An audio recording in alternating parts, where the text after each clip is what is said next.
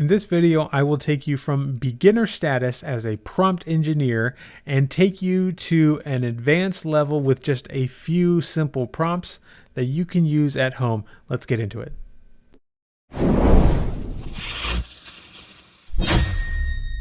Hello everyone, I'm Jason the Nerdy Novelist and welcome to the channel. If you're new to this channel is all about writing faster, writing better, and selling more books using artificial intelligence. And in this video, we're going to be talking about prompt engineering.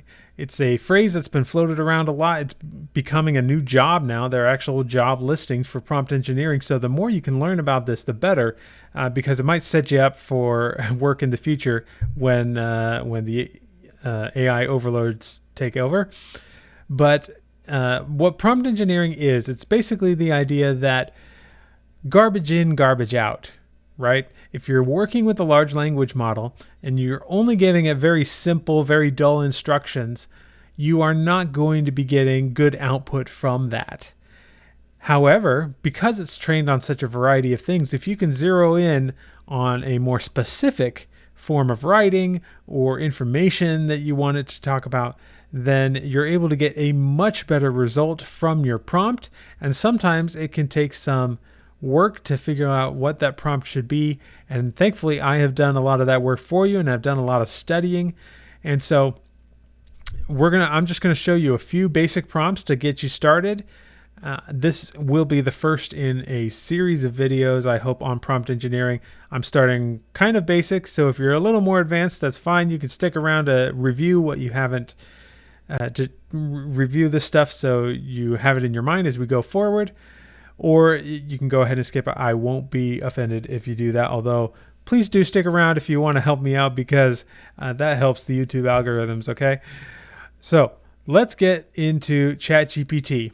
All right, we're here in ChatGPT. You can use all of the prompt engineering ideas that I'm going to share with you today in ChatGPT, but you can also use them in Bard or in Claude or any of the other large language models out there, in Bing. It'll work for pretty much all of them because of the way this is set up. It's designed to work with large language models. Now, these frameworks won't work as well with art generators necessarily. That's kind of a whole different realm of prompt engineering. And we're not going to talk about prompts for art yet. This is purely for large language models like GPT. So we are here and we're going to go to GPT-4 so we get the best output. And I'm going to give you an example of a basic prompt. A basic prompt is simply an action, a subject, and a style. Okay, I want you to remember that. So let's just start with something really simple. We'll say write, that's our action. A series of 20 headlines, that's our subject. We can give it a little, add a little bit to that subject for an email about a new book release. All right, so that's still part of the subject. Do so in a highly engaging way that sparks curiosity and is relatively short. That's our style. Okay, that's a simple prompt right there. Let's go ahead and hit enter, see what it gives us. And here we have some more or less decent headlines for an email. But this is a basic prompt, okay? Most prompts follow this format. You have an action, you have a subject, and you have a style. But they will go to town and start creating much more detailed subjects, much more detailed styles. And with that, you can get much better results than that. So let's talk about an even better way to go ahead and incorporate basic prompt engineering things. And to do this, we're going to add to the action subject style framework, okay?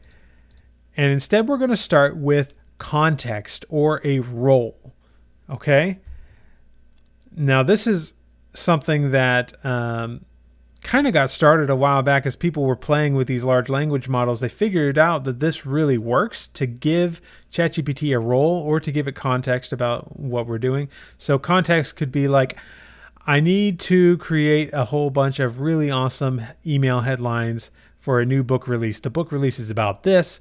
The book is called this, and so on. And you just kind of give it the context. This is what I'm doing. This is why I'm doing it. All of that stuff. But you haven't actually asked it to do anything yet. That's context. A role could be slightly different. We're going to do something like that right now. Let's give it a role. The role is going to be, you are a world-class nonfiction ghostwriter for some of the best celebrities and businessmen alive. Okay, so might be a little bit on the nose there, but now we've given it a role. I'm going to go ahead and end this prompt and say something like, do not respond. No, let's say respond only with, and I put ... in quotes, if you understand. And this is something that we do to make sure it's not using up a lot of tokens, because anytime it types anything out, it's using up tokens, and the more tokens it uses, the more it'll forget what's happened in the past, and we don't want it to forget. So we're just going to add that here and hit enter, and it should, just gives us the ... so it now understands the role that we have given it. Next in this framework is a framework. So we have the role, then we have a framework. A framework can be very, very important to get amazing results out of your prompting.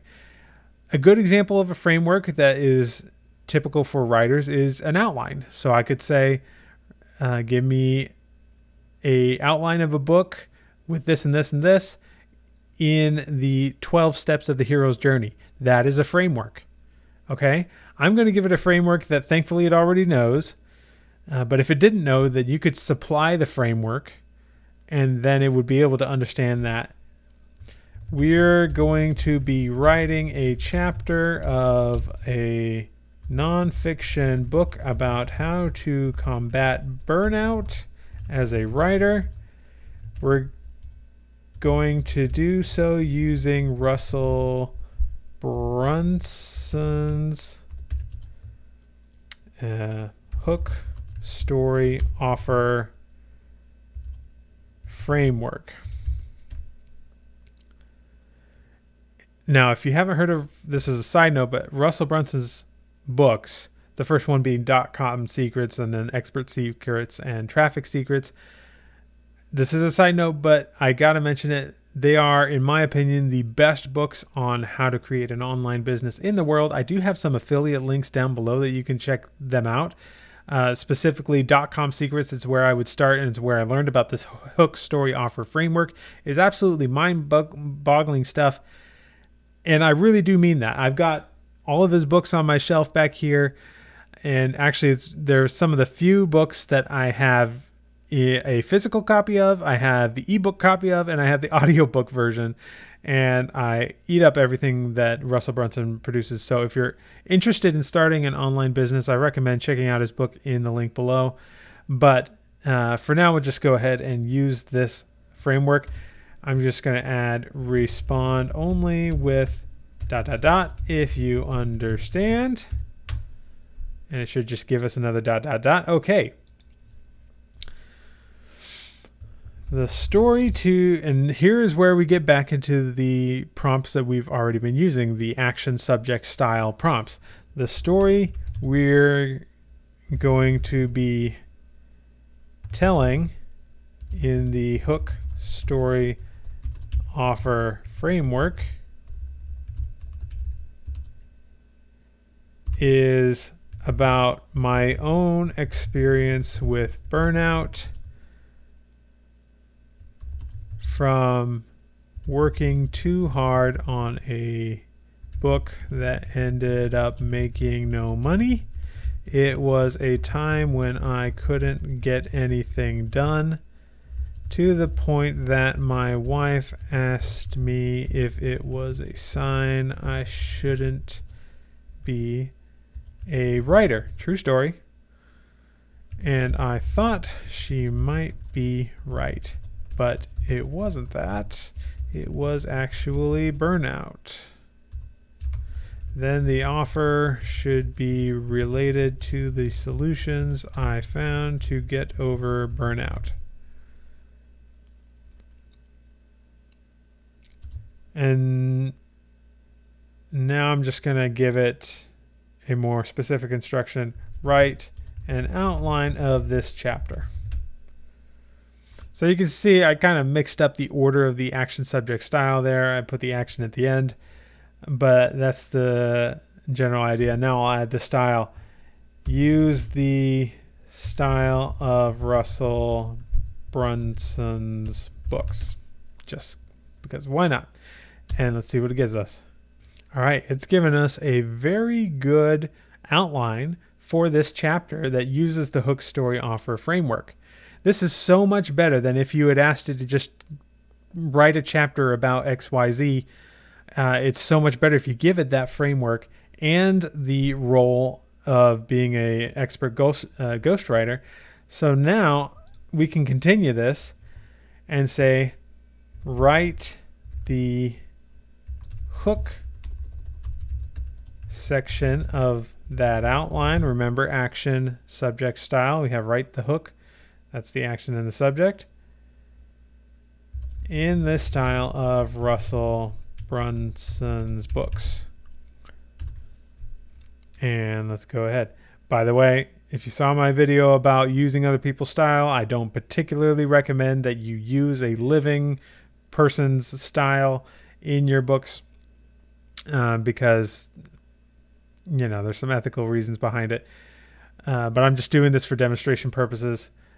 If I really wanted to do Russell Brunson's style, I would study it. I would use ChatGPT to study it and then come back and figure out what it is about his style that I like and incorporate that into my style. But just to make it simpler, I'm using his name in the style prompt. Have you ever been so passionate about something you'd invest every waking moment into it? That was me, working day and night on my book. The book that was supposed to be my ticket to success. The book that was going to define my career. Only it didn't. It flopped. Not just failed, but took a nosedive so fast that it barely made a splash. That, having read Russell Brunson's books, is spot on. And it has a decent hook here. I would maybe play with the different hooks and see if we could find something better. And it just kept going.